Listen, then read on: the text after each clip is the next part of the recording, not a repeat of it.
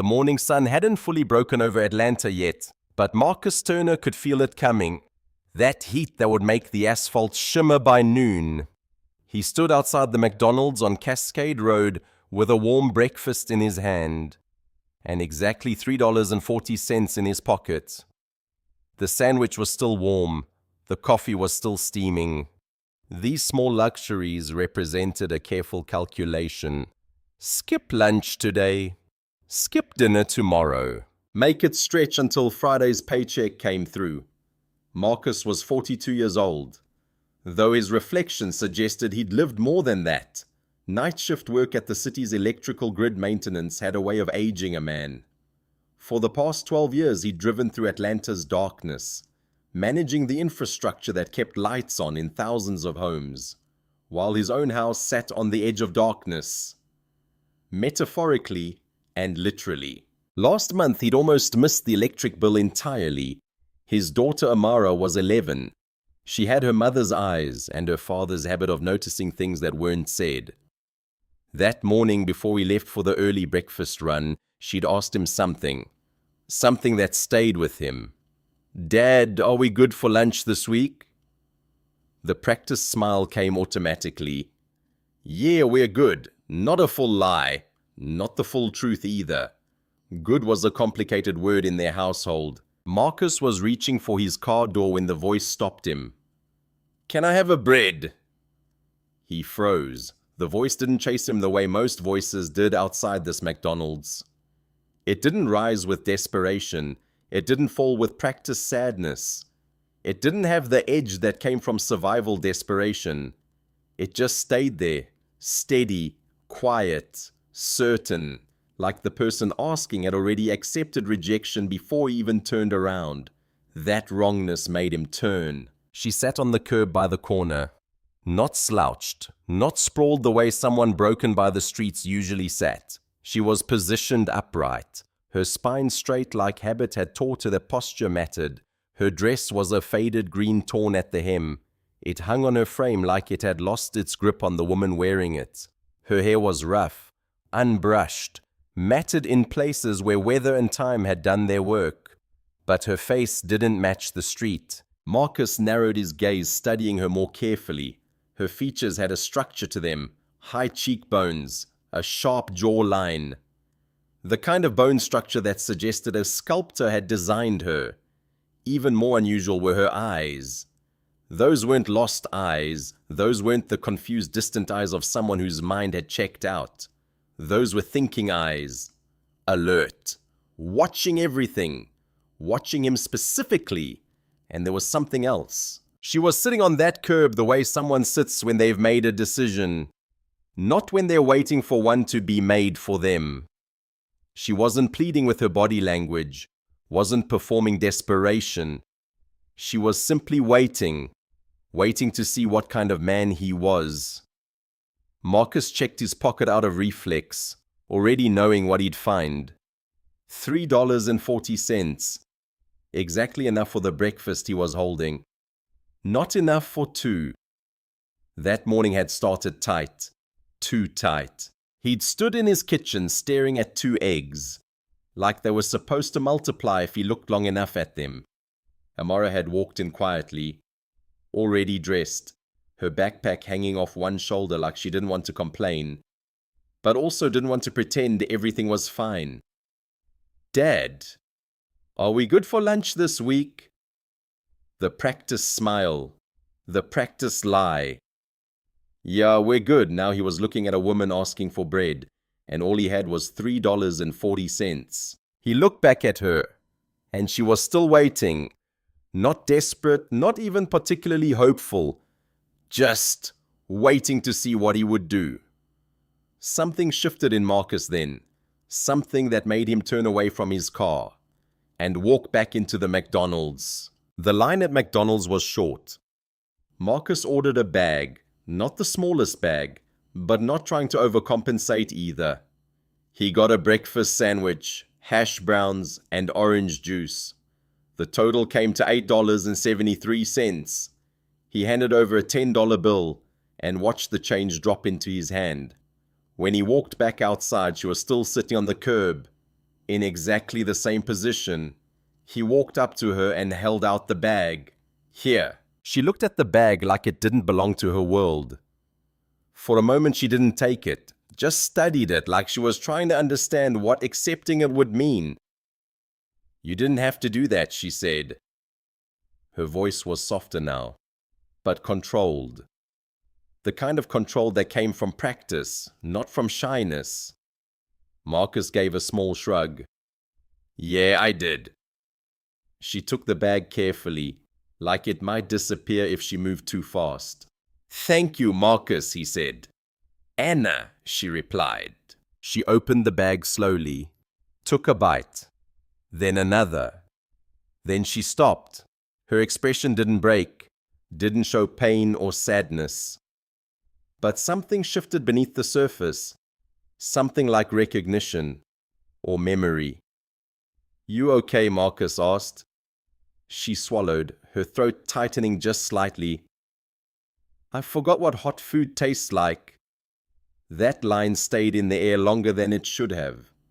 Marcus didn't respond immediately, because some things didn't need quick answers. Some things needed to be let alone, so they could settle into what they actually meant. You staying out here, he finally asked. Anna hesitated. Her eyes moved across the street, tracking the passing cars, the people who had already decided she didn't exist. Then she said it, clear and quiet and final. I don't want to sleep here tonight. Marcus exhaled slowly. He already knew what was coming next, and he wasn't prepared for it. I got a daughter, he said. I can't just bring someone home like that. It was the responsible answer, the careful answer, the answer that protected Amara. I understand, Anna replied quickly. Then she leaned forward slightly, and her voice gained something. Not desperation, but intention. I can cook, I can clean, I can help your daughter get ready for school, I can take care of your home. Marcus said nothing. He was still calculating, still trying to figure out what didn't add up. Anna continued, and he heard the edge of her real offer underneath the words. I don't need money. I just need somewhere to lay my head. Please. Marcus glanced at his car, then back at her. The calculation was happening in real time now. Part of him knew this was a risk. Part of him knew there was something about this woman that didn't match the streets. Part of him knew his daughter came first. But he also knew what it felt like to have nowhere to go. Not literally, but in the way that mattered. You got ID, he asked. Not on me? Family, no. Anyone looking for you? He watched her carefully when he asked this one. A pause. Then yes. His jaw tightened slightly. What kind of trouble are you in? She looked down briefly, and when she looked back up, there was honesty in her eyes. The kind that comes from someone who's already decided to tell part of the truth, not the kind you think she said. Silence stretched between them. Cars passed. Life moved. Nobody stopped to witness what was happening on this corner of Atlanta. Marcus let out a slow breath, like he was arguing with himself. And he was. Every instinct told him to protect himself, to protect his daughter, to not let complicated situations into his carefully controlled life. Then he thought about Amara, about the homework she couldn't afford tutoring for, about the meals she ate in measured portions, about the careful way she never asked for more. All right, he finally said. Anna looked up immediately. He raised a finger. Firm! You don't make me regret this. For the first time, her expression changed. Not excitement, not relief in a loud way, just something releasing quietly. Like pressure she'd been holding finally had somewhere to go. Thank you, she said. They got into the car, and Anna sat in the back. Her hands rested neatly on her lap, and her eyes occasionally drifted outside, like she was studying a life she'd been removed from. Marcus drove in silence for a few minutes, processing what he'd just committed to. You always talk like that, he asked, without looking back at her. She looked up slightly from her contemplation of the passing city. Like what, like you're not from the street?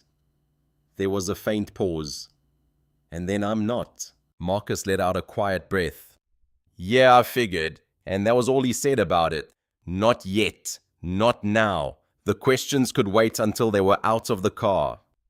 When they pulled up to his house, a modest colonial on a quiet street with one large oak tree out front and a yard that needed mowing, he turned slightly in his seat. My daughter's inside. She's 11. Anna nodded. Her name is Amara. I won't scare her, good Marcus said. He stepped out of the car, and Anna followed. Inside, Amara was sitting on the couch with a book she wasn't quite reading. Her eyes moved up from the page when they entered, tracking from Marcus to Anna and back again. The question was in her face before it came out of her mouth. Dad? This is Anna, Marcus said. She's staying with us for a bit. Amara blinked at the woman standing in their living room, still wearing the faded dress, still covered in the dust of the streets, but now standing in their domestic space like some kind of contradiction. Okay, Amara said carefully. The way children do when they're being careful not to ask too many questions. Marcus turned to Anna. Bathroom's down the hall. Clean up. He paused, then added quieter. You don't have to wear that. There are clothes in the closet. My wife's. The word lingered, not heavy, but present. Past tense carrying its own weight, Anna nodded slowly. Thank you. Hours later, when Marcus returned with Amara from her after-school program, he stopped at the door. Because something was different. The house felt intentional, clean, calm, alive. Amara whispered beside him, Dad, did we come to the wrong house? Marcus stepped in slowly. No, this is ours. And then from the hallway, Anna stepped out. But she wasn't the same woman from the curb. Her hair was neat now, falling softly past her shoulders like it had remembered how to move. Her face, without the grime and street dust, revealed a structure to it. That made Marcus understand something he wasn't supposed to understand at this moment. High cheekbones, sharp jawline, the kind of face that had been taught to ask for things and expect to receive them. She wore Margaret's dress, a simple navy thing his late wife had loved, the one she'd worn to dinner parties when life still had those kinds of rituals. On Anna, it looked like something from another story entirely, like she'd stepped out of one world and into another, and the transition had already happened the moment she touched the fabric. Marcus didn't realize he'd stopped breathing. The woman standing in front of him didn't look like someone who'd asked for bread that morning. She looked like someone who had once owned power and was simply waiting to take it back. Amara tugged lightly at his shirt. Dad. He blinked, snapping back to the present. You're doing that thing again, she said softly. What thing? When you look like you forgot what you were thinking. He cleared his throat, straightening slightly. Yeah, I'm good. But he wasn't good because nothing about Anna Shelby made sense. She stood there calmly, like she hadn't just walked out of a completely different life and into his house within a few hours, like she hadn't been sitting on a curb that morning asking for bread. Like she hadn't just transformed. You cleaned all this, Marcus finally asked, his voice low and careful. Anna nodded once. I didn't know what else to do with myself. Marcus stepped further into the kitchen, running his fingers across the counter. No dust, no crumbs, even the stubborn stain near the sink. The one he'd given up on weeks ago was gone. How did you even remove that, he asked. Half to himself. Anna glanced at the spot. Vinegar and baking soda. Let it sit before scrubbing. Marcus turned his head slowly, looking at her again. Not as someone he'd helped, but as someone unfamiliar, someone who knew things, someone who'd been taught household management in a way that went beyond survival. Amara stepped forward, circling Anna like she was trying to solve a puzzle. You look different, she said bluntly. Marcus was about to correct her. But Anna smiled softly. "I feel different," Anna replied. Amara tilted her head. "Did you fix the house too?" Anna's smile grew slightly. "Maybe the house fixed me too." That answer settled gently in the room. Not forced, not dramatic, just real. And for the first time, Marcus understood that this woman had just become part of their story, whether he'd fully agreed to it or not. The first 3 days followed a pattern that Marcus found simultaneously reassuring and deeply unsettling. Anna woke before anyone else, 5:47 a.m. to be precise, though Marcus only knew this because he heard her moving quietly through the kitchen, making the kind of sounds that came from knowing exactly where everything belonged. By the time he was up, the coffee was made. Not just made, but made well. The kind of coffee that suggested she'd used quality grounds and understood the relationship between water temperature and extraction. Breakfast appeared. Not cereal dumped into bowls, but actual food. Eggs cooked to a specific temperature. Toast cut at angles. Fresh orange juice poured into glasses instead of plastic cups. Small details. Tiny gestures of care that Amara didn't quite understand were unusual, because she was 11 and assumed all fathers lived the way most people lived, with effort and intention behind the everyday rituals. On the second day, Marcus found Anna in the garage, organizing tools he'd left scattered since Margaret died. Not just organizing them, but actually understanding what they were. She held a precision screwdriver like someone who'd used one before. She moved the socket wrenches with familiarity. When she noticed him watching, she didn't apologize. "I didn't touch anything you might need," she said. "Just group things by function." Marcus said nothing, just filed that away as another piece of the puzzle that didn't fit. By the fourth day, something had shifted in the house. It wasn't just clean anymore. It was cared for. The kind of care that comes from someone who understands that spaces hold emotional weight.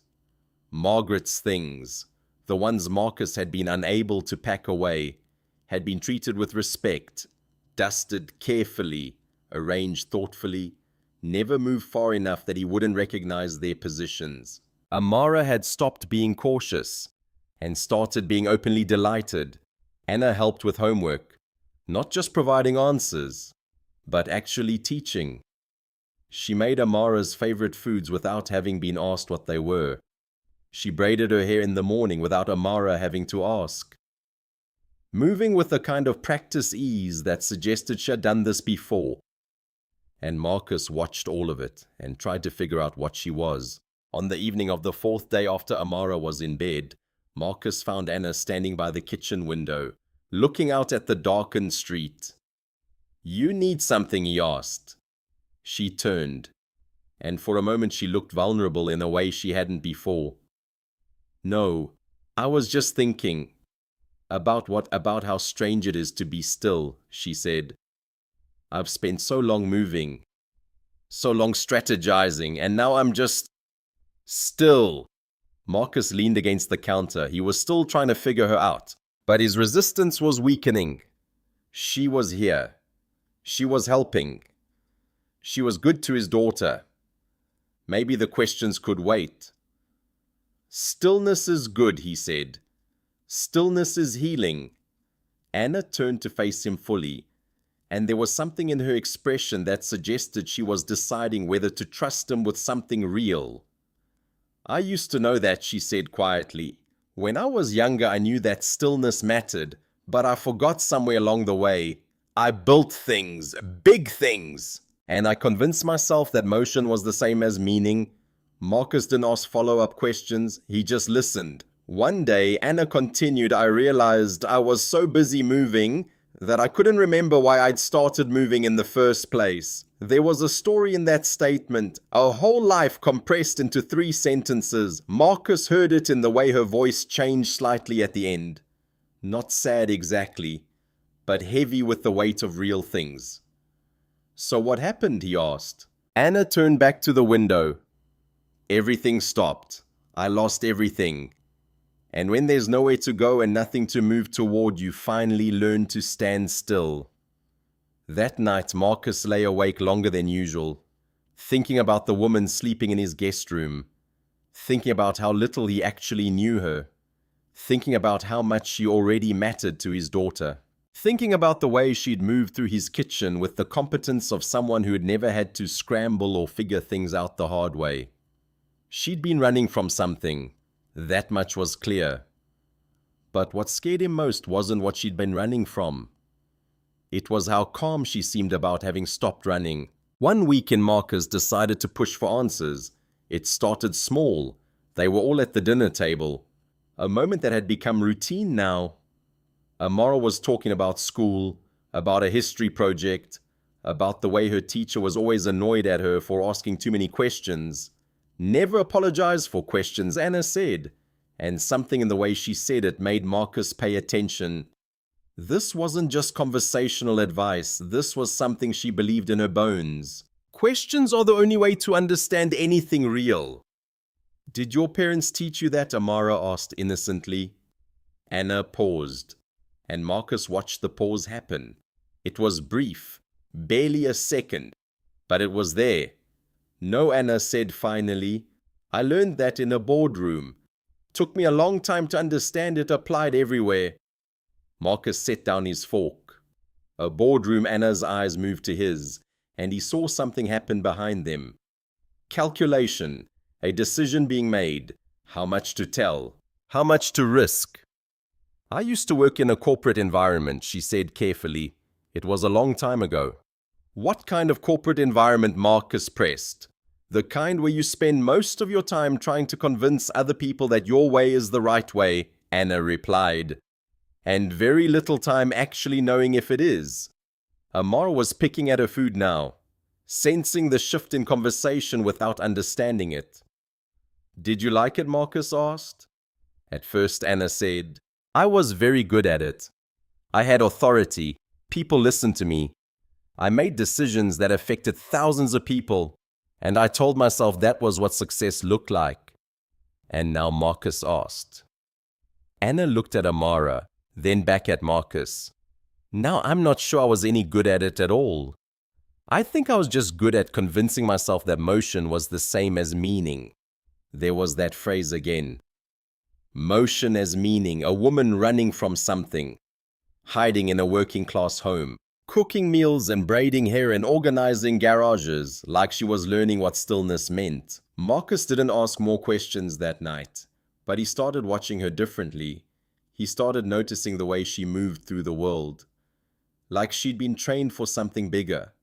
The way she held a knife, the way she understood the logic of things, not through instruction, but through some kind of deep competence that came from having done them before. And underneath all of it, he started noticing something else. He was becoming attracted to her, not just physically, though that was there too.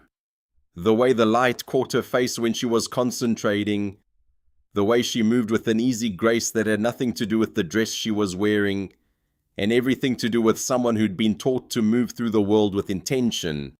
But deeper than that, he was attracted to the intelligence in her, to the way she understood Amara without having to ask what she needed, to the way she seemed to understand him, even though he told her nothing about himself, and that scared him more than anything else. 2 weeks into Anna's stay, life had developed a rhythm. That felt almost normal, except it wasn't normal at all. It was better than normal. It was what normal would feel like, if someone actually cared about making it that way.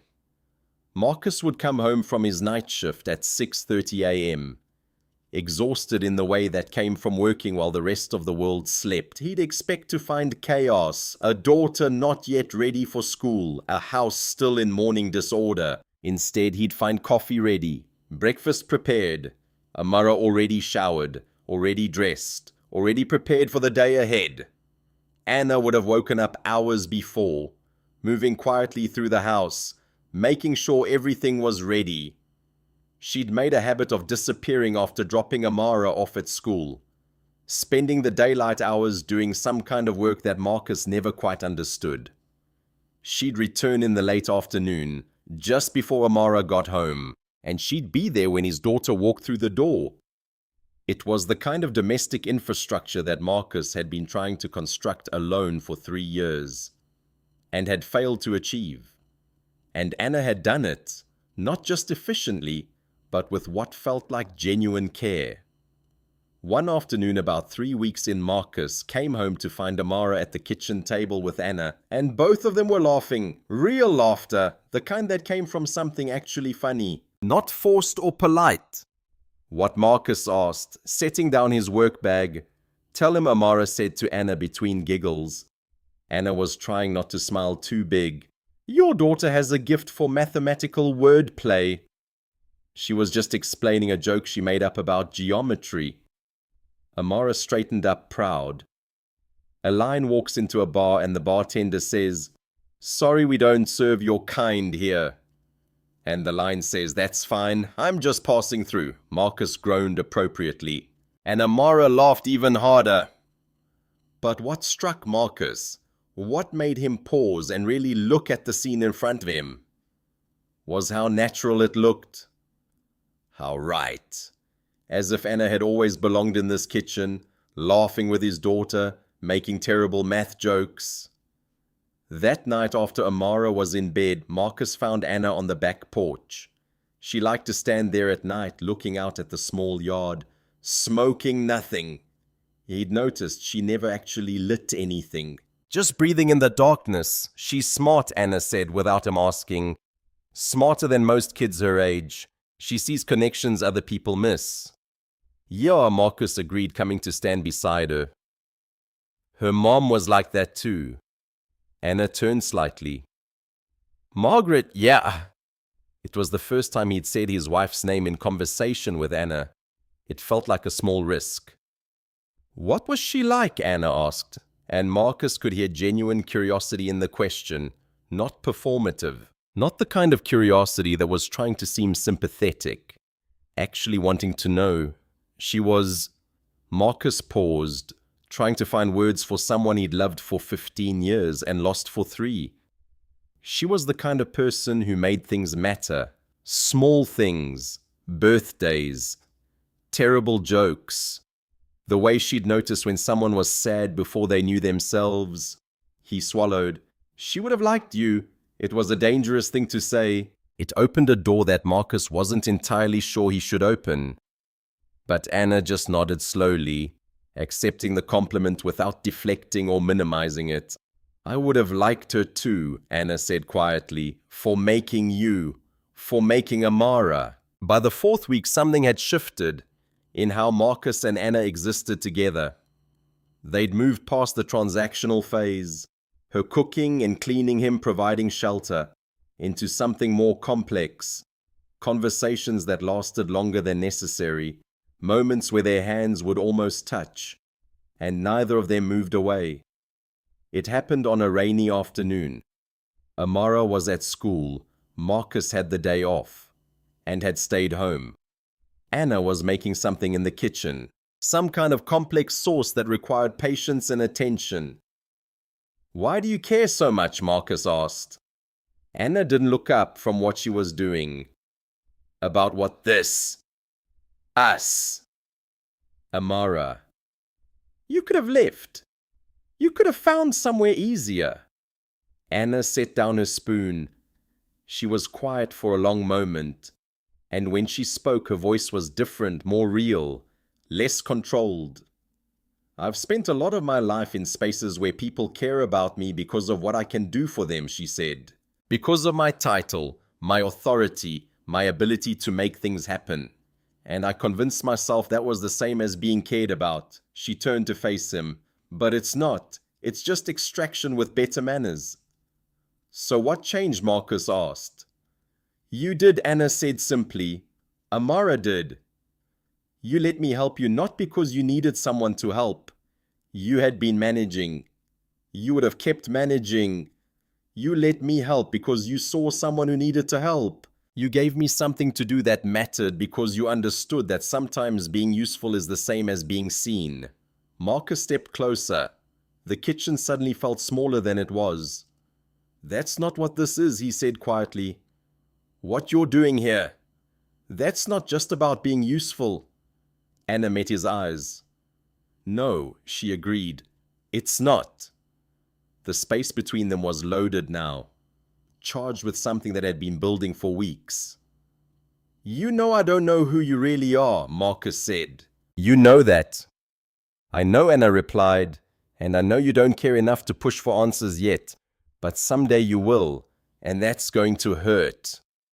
It was the kind of warning that should have made him step away. Instead, it made him step closer. Tell me anyway, he said. Anna shook her head. Not yet, not until I'm sure. Not until I know that even when you know you'll stay. There was a story in that statement too. A life of leaving or being left. A woman who'd learned that love could become conditional. The moment the truth emerged. It happened 3 days later. Marcus had put Amara to bed, and he'd come downstairs to find Anna in the living room, looking at a photograph on the mantel. One of Marcus and Margaret from 10 years ago. Before illness. Before the things that break people. She was beautiful, Anna said, without looking away from the photo. She was, Marcus agreed. Anna finally turned to face him, and something in her expression had changed. The careful composure was still there. But underneath it was something rawer. Something that looked like the decision had been made. I'm going to tell you something, Anna said, and I need you to listen very carefully.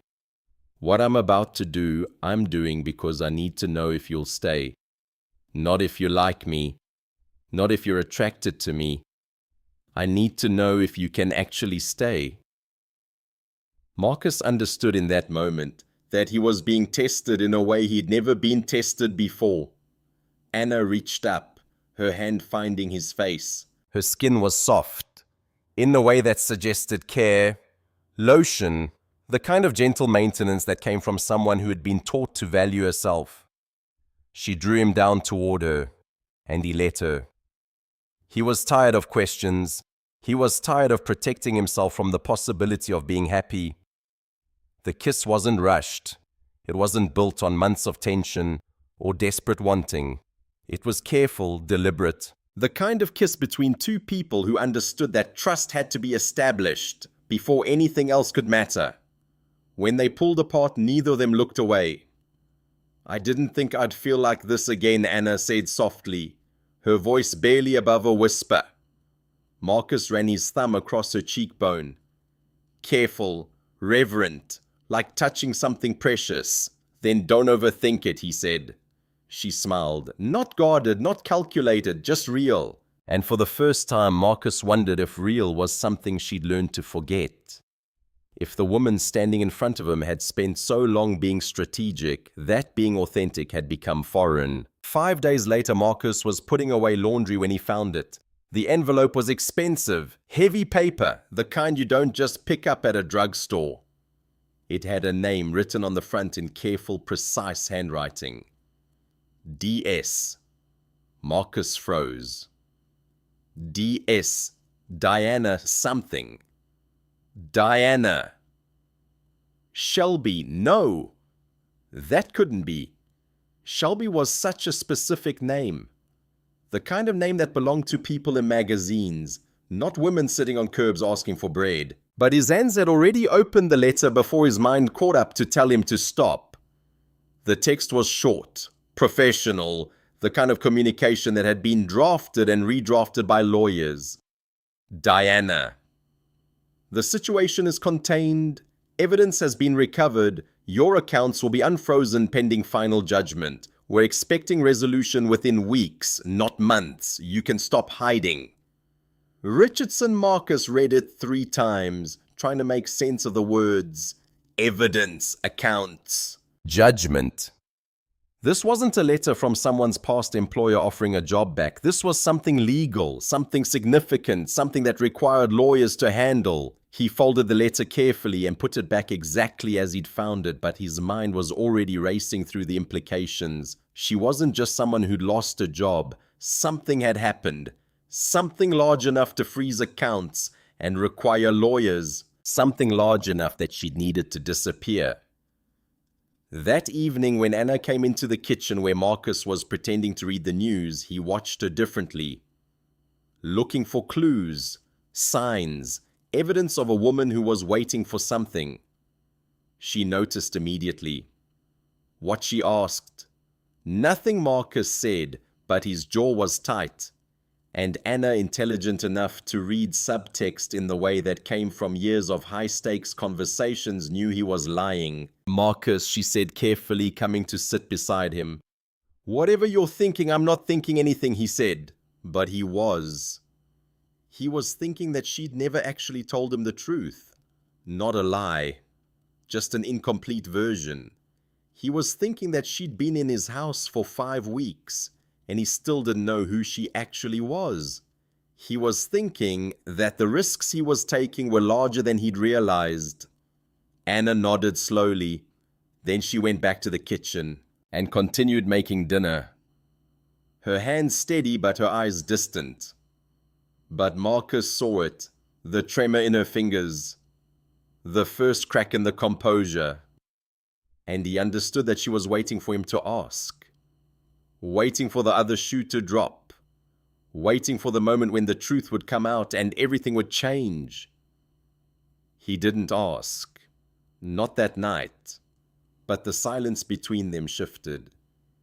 It was no longer the comfortable quiet of people who understood each other. It was the fraught quiet of people holding secrets, waiting to see which one would break first. The day after Marcus found the letter, he came home from his shift to find Anna sitting on the front porch. She was waiting for him, which told him everything.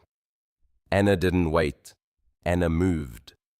Anna managed situations, but now she was sitting on the concrete step in the early morning light, her hands folded in her lap, her composure finally visibly cracking.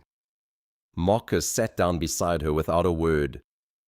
"I'm sorry," Anna said first, "for what Marcus asked, though you already knew. For not telling you. For letting this happen without you knowing what you were letting happen." She trailed off, her voice wavering for the first time in the 5 weeks Marcus had known her. "For being so selfish as to think I could have this." Marcus was quiet for a long moment. The sun was rising over the neighborhood, painting everything in shades of orange and pink. Somewhere people were waking up to normal days. Somewhere people weren't having their lives turned upside down. "Tell me," Marcus said. Anna took a deep breath, and the words came out in a rush. Like she'd been holding them so long they'd started to suffocate her from the inside. "I was afraid," she started. "I'm still afraid. I spent so many years being afraid of losing power, of being replaced, of someone finding out I wasn't as smart as I pretended to be. And when everything actually happened, when I actually lost everything, the fear didn't go away, it just changed shape." "What happened?" Marcus asked quietly. "Fraud," Anna said. The word landed between them like something sharp. "At my company, my CFO, my closest advisor, someone I trusted with everything. He was stealing, building a scheme that used my company as the vehicle, and I didn't see it. I was too busy building the empire to notice it was rotting from the inside." Marcus absorbed this. A company, an empire. This woman who'd been sitting on a curb asking for bread had been running something big enough that it could be used for fraud, big enough that it could be noticed by authorities, big enough that it had nearly destroyed her. The letter, Marcus said, from Richardson. "My lawyer," Anna confirmed. "He's been handling everything, gathering evidence to prove I wasn't part of it, to clear my name. And..." She paused, and Marcus could see the weight of what was coming. "And he called while I was at Amara's school yesterday. They found enough. They're charging someone?" "Who?" Marcus asked. "Richard Stratton," Anna said. "My CFO. The man I promoted. The man I trusted." Marcus felt something turn in his chest. Not sympathy exactly, but understanding. She hadn't been guilty of fraud. She'd been guilty of trusting the wrong person, of being so focused on building something that she hadn't paid attention to who she was building it with. "So what does this mean?" Marcus asked. "It means the phone's going to ring," Anna said. "Tomorrow or the day after. And when it does, everything changes. My accounts get unfrozen. My company gets restored. The truth comes out publicly, and everyone's going to want something from me again." She looked at him then, and Marcus could see the fear underneath the confession. The fear that once he knew the full truth, he wouldn't want to stay. "Are you going to leave?" Anna asked quietly. "Before the phone rings, before it gets complicated." Marcus considered this question seriously. He thought about Amara, about what it would mean to bring her back into his single-parent world. After she'd learned what it felt like to have two people who cared about her, he thought about what it would mean to go back, to the long nights alone, the careful calculations, the constant low-level exhaustion. But more than that, he thought about the woman sitting next to him, the woman who'd asked him for bread, because she'd understood something about him. That made her believe he'd help. The woman who'd made his daughter laugh. The woman who'd looked at him in the dark of the night and admitted she didn't know if she could trust him with the truth. "No," Marcus said finally. "I'm not going to leave." Anna's eyes filled, but before she could say anything else, the back door opened. Amara stood there in her pajamas, squinting against the morning light. "Mom used to say we're all messy," she said sleepily. "Is that why we're sitting outside?" The word hit Marcus like electricity. Mom. Amara had called Anna Mom. Anna's expression shifted, softened and hardened at the same time, as she looked at Amara. "Come on, baby," Marcus said, standing up and reaching for his daughter. "Let's get you ready for school." That night, Marcus lay awake for hours, and in the room down the hall he knew Anna was doing the same. 2 days later it happened on a quiet afternoon. Marcus had come home from his shift early, stopping by a grocery store to pick up things for the dinner Anna had planned.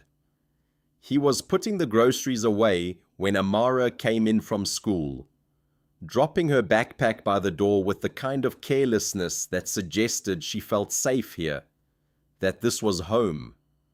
Anna was by the window, and she wasn't calm. Her phone was in her hand, and it was ringing. She stared at the screen like it carried something heavy, something final. Marcus noticed immediately. "You gonna pick that up?" he asked. Anna didn't answer right away. Then slowly she did. "Hello?" Her voice was steady, but her fingers weren't. They trembled slightly as she held the phone. There was a pause on the other end. Then everything changed. "Are you sure?" Anna asked, her tone dropping. Another pause, longer this time. Marcus watched her closely. Amara had stopped writing her homework. "Where?" Anna asked quietly. A few seconds passed. Then, "Okay." She lowered the phone slowly, but she didn't move. Marcus stepped closer. "What happened?" Anna looked at him, and for the first time there was no holding back. The careful control was gone. The calculated composure had cracked completely. "They found him," she said. Marcus frowned slightly. "Who?" "The man who did it," she said. "The one who used everything I built to hurt people." The room went still. Amara stood up slowly, her eyes moving between them. "Is that good?" she asked softly. Anna let out a breath she didn't realize she had been holding. "Yes," she said. "It's over." But Marcus was still watching her because something else was coming. He could feel it. She could feel it. "There's more," he said, not a question. Anna nodded slowly. Then she looked at both of them, not as someone hiding anymore, not as someone surviving, but as someone finally stepping back into the truth. "My name is Anna Shelby," she said. Marcus didn't react. Not yet. He just listened. "I wasn't just someone who lost a job. I owned the company." Silence. Amara blinked. Like the whole company, yes, Anna replied. Marcus exhaled slowly, looking at her differently. Not in the way most people would. Not impressed. Not shocked. Just understanding. The fraud Anna continued. It didn't just damage people, it came back to me. My accounts were frozen. Lawsuits everywhere. Everything stopped until I could prove I wasn't behind it. She swallowed slightly. I used everything I had to fight it. Lawyers, investigators, every dollar. And when that ran out, Marcus said quietly, You had nothing left. Anna nodded. The room stayed silent for a moment. Not because they didn't understand, but because they did. Amara stepped forward slowly. So you were rich? Anna gave a small honest nod. Yes. Amara thought about that, then said something simple. Okay. Anna blinked slightly. Okay. You still make good food. Amara shrugged. Marcus let out a quiet breath, almost like a laugh he didn't want to fully release. But Anna looked between both of them, confused, a little overwhelmed. You don't care, she asked. Marcus's expression hardened. He stood up slowly, and the change in his bearing was immediate. When he spoke, his voice was different, not angry yet, but steel underneath. You lied to us, he said. I didn't lie. You admitted, Marcus said. Which is a lie for people like you. That hit harder than direct anger would have. You came to my car. Marcus continued, his voice steady but cold in a way Anna had never heard it. You let me help you. You let me believe I was saving you. And the whole time you were someone who could have what called a car service gone to a hotel, but instead you came to someone poor because it was safer. Because a working man would be less likely to hurt you than someone from your world. Anna wanted to deny it, but she couldn't. Because he was right. I didn't mean she started. I don't care what you meant, Marcus said. His voice was steady, colder than she'd ever heard it. I care about the fact that you used me to hide, and you let my daughter get attached while you were figuring out your exit strategy. Amara's eyes filled. Dad. Not now, Amara, Marcus said, his attention on Anna. Is that what this was? A convenient refuge? Anna stepped forward. Her voice was steady now, but different, authentic in a way it hadn't been. No, she said firmly. It started that way. Maybe. I was terrified. I needed somewhere safe. But this, she gestured between them. This stopped being about hiding 2 weeks ago. Marcus stared at her for a long moment. Prove it, he said. And that word landed like a challenge. Anna looked him directly in the eye. Everything I've done here was real. Every moment with Amara, every meal. Every time I chose to stay when I could have run.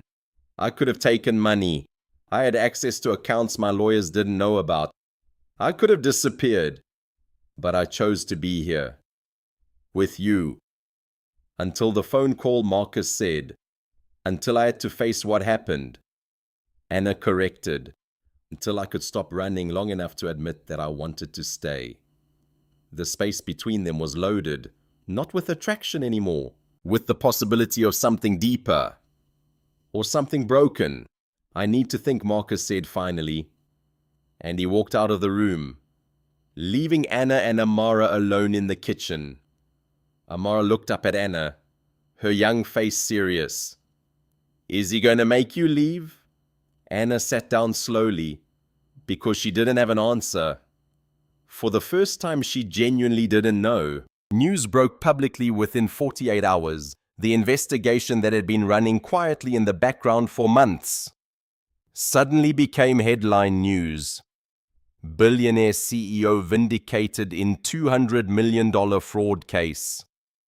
The details emerged in pieces through news reports, official statements, and the kind of careful legal maneuvering that only happened when lives and reputations were on the line. Richard Stratton, former chief financial officer of Shelby Capital, had embedded corruption deep within the company's structure.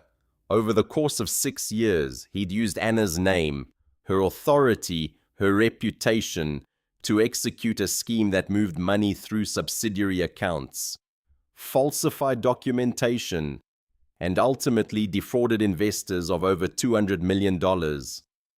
The evidence was overwhelming. Encrypted files on his personal computer, testimony from accounting staff who'd been pressured to falsify records, financial trails that proved Stratton had acted deliberately and with full knowledge of what he was doing. Anna's culpability was negligence, not paying attention, delegating authority to the wrong person, being so focused on growth that she hadn't maintained proper oversight. It was a failure. But it wasn't a crime. Richard Stratton's was both. The verdict came down on a Thursday morning. Life imprisonment, no parole eligibility for 30 years. Anna sat in the courthouse gallery, watching Stratton's face as the verdict was read. His expression went through a series of transformations. Shock, then rage, then something hollow. He'd built a legacy on her name. And now he'd destroyed it. He'd had access to unlimited power through her authority, and he'd chosen to steal. Anna didn't feel relief when she heard the verdict. She felt something more complicated. Vindication and sadness, tangled together. Because it meant she'd been right to trust, and wrong to let her guard down enough, so that someone could betray that trust so completely. It also meant she'd have to face Marcus. Everything returned within a week. Accounts unfrozen, compensation approved, company restored to her name. The elite world opened its doors again, with the kind of eagerness that made Anna's stomach turn. Suddenly, the same people who'd abandoned her when the scandal broke were calling to congratulate her on her vindication. The same companies that had cancelled contracts were offering new ones. The same investors who'd pulled their money were requesting meetings. Her phone became an instrument of chaos. Emails flooded in, job offers, consulting opportunities, speaking engagements, media requests. Companies that had erased her from their memory the moment the fraud became public now wanted to leverage her story of overcoming adversity. It was Anna realized exactly what she'd been running from.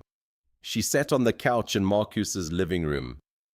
Their living room now, though she wasn't sure if that was still true, and watched the notifications pile up on her phone. Opportunity after opportunity, everything she'd lost coming back doubled. Marcus came in from getting Amara ready for school. He leaned against the doorway, studying the scene. Anna with phone in hand. Notifications lighting up the screen like some kind of digital plague. "You going to answer those?" he asked. Anna looked at the phone, then placed it face down on the table. "Not right now." Amara poked her head in. "You're not going back?" Anna turned to her, and something in her expression shifted.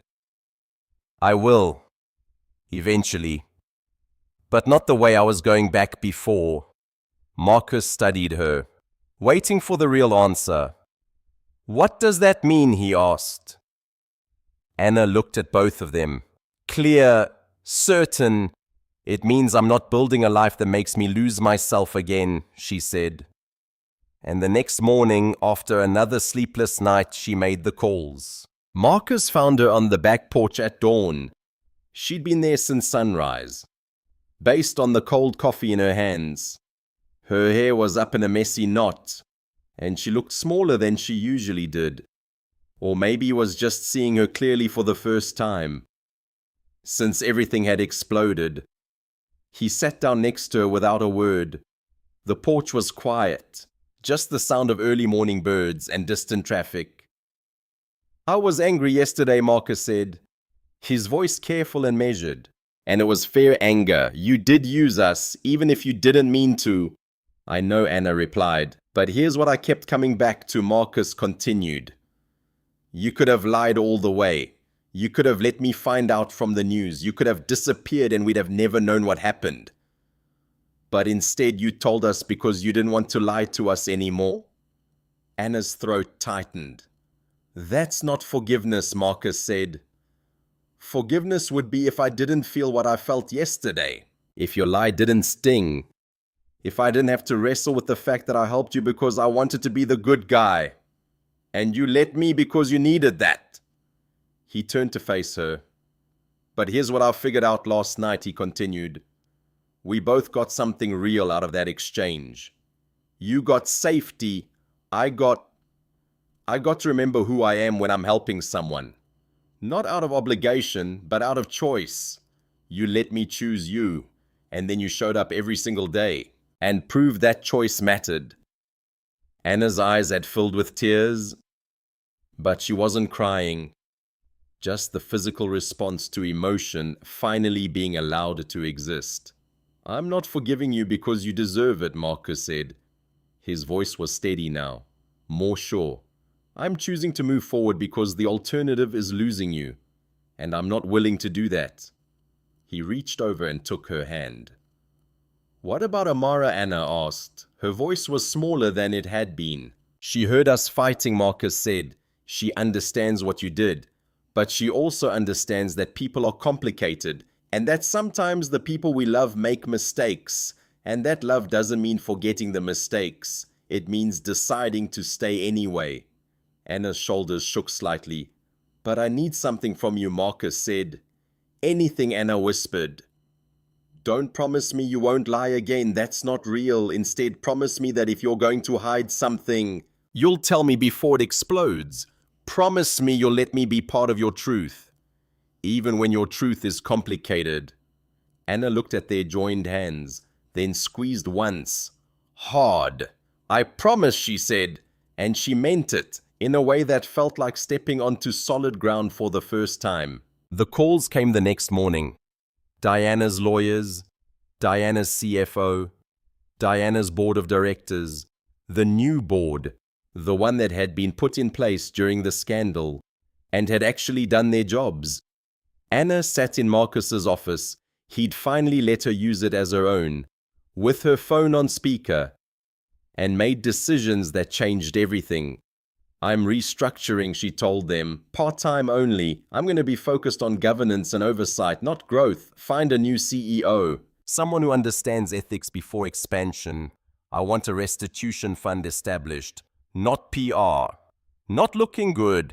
Actually making things right with the people who were hurt. But the company her CFO started, the company was built on fraud. Anna interrupted. I'm not interested in saving what was built on lies. I'm interested in building something better. And I can't do that if I'm working 80 hours a week, trying to prove something to people who've already decided what to think. When she hung up the phone, Marcus was standing in the doorway. That's going to cost you, he said. Not a question. Yes, Anna agreed. Billions probably. In stock value, in opportunity. In the kind of money that looks like security when you're terrified of losing everything again. Marcus came and sat next to her. Why? Anna looked at him, and then beyond him, toward the hallway where Amara was doing homework, doing the things normal kids did, not worried about the future, because she believed the people in her life had it handled. Because you were right, Anna said simply. I spent so long moving that I forgot why I started moving. I built things, big things, and I convinced myself that motion was the same as meaning. But it's not. Meaning is the people you choose to stay still with. She reached for his hand. You gave me something everyone in my old life tried to buy. You gave me the choice to matter, not because of what I could do, but because of who I was. Marcus squeezed her hand once. Later that afternoon, Amara came home from school and asked, You're staying? Anna pulled her close. I'm staying. Not because I have to, because I want to. Marcus watched them embrace, and something settled inside him. The anger had passed. The doubt had transformed into something else. Not certainty. Certainty was for people who hadn't been hurt. But something close. Something like trust. Something like the beginning of belief. The trial moved quickly after that. Richard Stratton had no real defense. The evidence was too complete, too damning. He'd been methodical in his theft, keeping meticulous records, which ironically meant his guilt was provable beyond any doubt. The prosecution built their case with the kind of precision that only came when a white-collar defendant had made the mistake of believing his own superiority. Anna testified during the trial, sitting in a witness stand in a courtroom that smelled of old wood and old money. She described the system she'd built, the delegation of authority, the way she trusted Stratton with her company, the way you trust someone with your life. Stratton sat at the defendant's table and watched her with an expression that was difficult to read. Rage, probably, the kind of rage that came from a man who'd built a career, on the assumption that he was smarter than everyone else, only to discover that the systems he thought were his to exploit had been designed specifically to catch people like him. When the verdict came back, guilty on 43 counts of fraud, Stratton's face went blank. The reality had finally hit him. 30 years, minimum, in federal prison. His career was over. His freedom was over. Everything he'd built, by standing on Anna's shoulders, was going to collapse. Anna watched the verdict with clear eyes, no satisfaction, just clarity. The legal system had done what it was supposed to do. Justice had been delivered, at least in the form that the law understood it. But justice, she understood, was more than what happened in courtrooms. 6 months after Stratton's sentencing, Shelby Capital held its first company-wide meeting under the new structure. Anna stood at the podium, and she looked different, more grounded, less like someone performing authority, and more like someone who'd actually earned it. She announced the new CEO, a black woman named Dr. Patricia Hayes, who'd spent her career fixing broken companies with integrity. She announced the restitution program, not a token gesture, but real money, real accountability, real effort to make things right. She announced her new role, Chief Ethics Officer, part-time, with the autonomy to implement real oversight, not looking good, but actually being good. The company would be smaller for a while, slower, less profitable, but it would be honest. When she finished speaking, the room didn't erupt in applause exactly, but there was a quality of recognition, a sense that something real had shifted. That power, when it was handled with actual care, meant something different than it had before. That evening, Marcus and Amara attended a company awards dinner. It was one of the rare formal events Anna attended now. She'd learned to say no to most of the public stuff, to stay in the background, to let the work speak for itself. As they walked through the ballroom, Marcus saw people studying them, trying to figure out what the relationship was. A black man in a suit that didn't quite fit the elite crowd. A young black girl in a dress her mother had carefully selected. And Anna, in a simple navy gown. No jewelry except the ring Marcus had put on her hand 2 months ago. A quiet proposal. No fanfare. Just him asking if she wanted to stay forever, and her saying yes. The looks didn't bother Marcus anymore. He'd spent years arranging his life according to what strangers thought a family should look like. Standing here now, in a room full of people making calculations about his rightful place in this world, he'd finally understood that their opinions didn't matter. What mattered was that Amara felt safe. What mattered was that Anna had chosen them. What mattered was that he'd chosen them both. Spring arrived with the kind of suddenness that made everything feel new. Amara's school held its annual art display, the same multi-purpose room where Family Day had gone so wrong. When Marcus had felt the weight of being different, of being judged, was now filled with student artwork. Paper lanterns swayed gently overhead. Parents wandered through with punch cups and cookies, chatting in clusters beneath the fluorescent lights. Marcus walked in with Amara on one side and Anna on the other. He felt eyes on them again, the same kind of eyes from that terrible family day. But now he carried himself differently. Let them look. He'd stopped arranging his life according to what strangers thought a family should resemble. Amara led them to her display board, pride evident in the way she moved. There were watercolor trees, crayon self-portraits, a clay bird with one wing slightly larger than the other, and in the center, a new drawing of a house under a deep blue sky. 3 figures stood in front of it holding hands. One of Amara's classmates stopped beside them. "Who's that?" she asked, pointing to Anna in the drawing. Amara looked up at Marcus, then at Anna. Neither of them answered for her, and that pause, that moment where they let her choose, was everything. Amara lifted her chin. "That's my family," she said. The girl accepted that with the simple ease children were capable of, when adults didn't teach them otherwise. "Cool," she said, and wandered off toward the cookies. Marcus felt something settle inside him, something that had been floating since Margaret died, since he'd learned that family could be fractured, since he'd believed for 3 years that his daughter would always be missing someone. Anna reached for his hand. He took it. A second later, Amara took his other hand without having to think herself into courage. They stood there together in the bright school lights, while laughter drifted around them, and spring pressed gently against the windows. Marcus had spent years believing love was measured mostly by what pain he could prevent.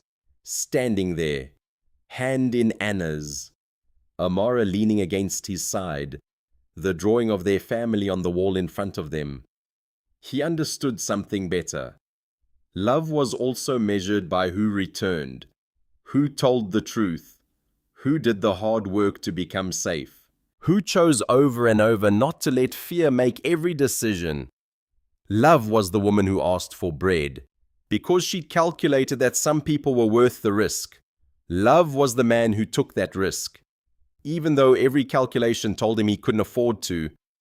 Love was the child who drew a picture of wholeness and believed it into being.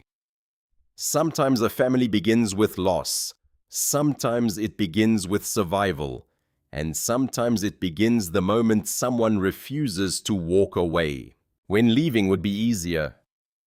Diana Shelby had lost everything.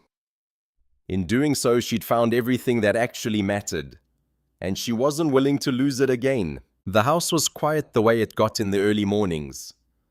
That peaceful quiet that only came when 3 people who loved each other were sleeping under the same roof. Marcus woke to the smell of coffee and breakfast being made.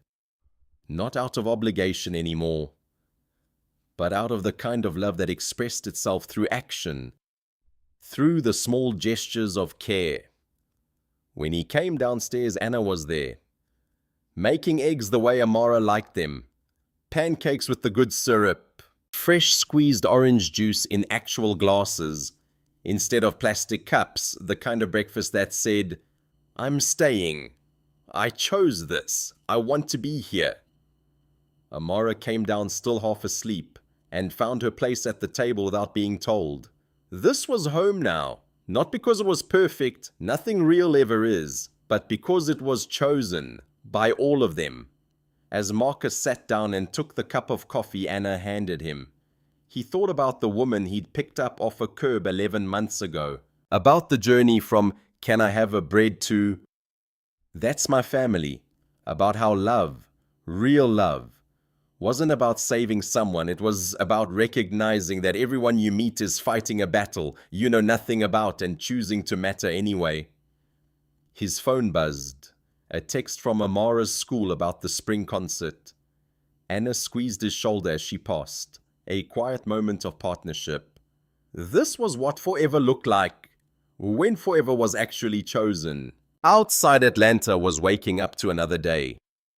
Somewhere someone else was sitting on a curb, hoping for kindness.